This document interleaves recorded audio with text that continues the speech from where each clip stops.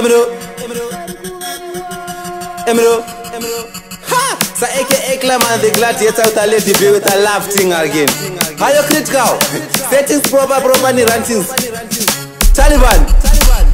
Bari kubaziwa batiwana tichikamba mumbigwagwa vanokwenyana zvandirakidza vari kuvaviwa rudorwa nondiparasta nonzwa vamwe vachisasa hanzi munoita sehangaiwa vatiwana tichikamba mumbigwagwa vanokwenyana zvandirakidza vari kuvaviwa rudorwa nondiparasta nonzwa vamwe vachisasa hanzi munoita sehangaiwa kuzvigaira pabhebhi ndiri mambo ndakatokutangira sauya pedyo muchinyembezera kundifarira ndazviona kare muri kundinyangira dai hasha dzaiputita maizi pazhira ekuti pacharudo otozvijaira ndachitsvaga ndachiwana chamakandimakira avarasta ndevangu ndakazvibatira vari kurwadziwa vachiona tichifamba mumigwagwa vanokwenyana zvandirakidza vari kuvaviwa rudo rwanondiparasta nonzwa vamwe vachisasa hanzi munoita sehangaiwa vachiona tichifamba mumigwagwa vanokwenyana zvandirakidza vari kuvaviwa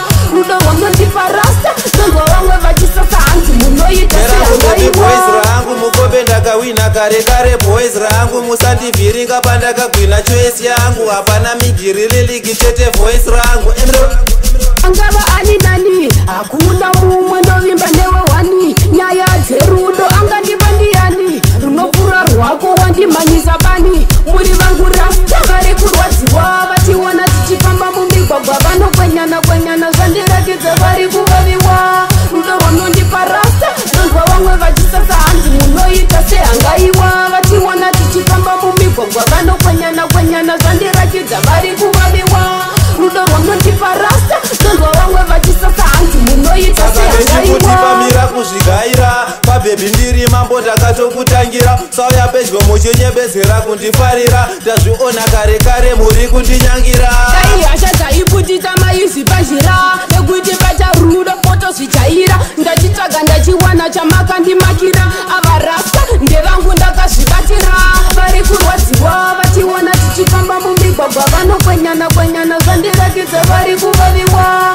rudo rwanondiparasta nonzwa vamwe vachisasa hanzi munoita sehangaiwa vachiwana tichifamba mumigwagwa vanokwenyana zvandirakidza vari kuvaviwa rudo rwanondiparasta nonzwa vamwe vachisasa hanzi munoita sehangaiwa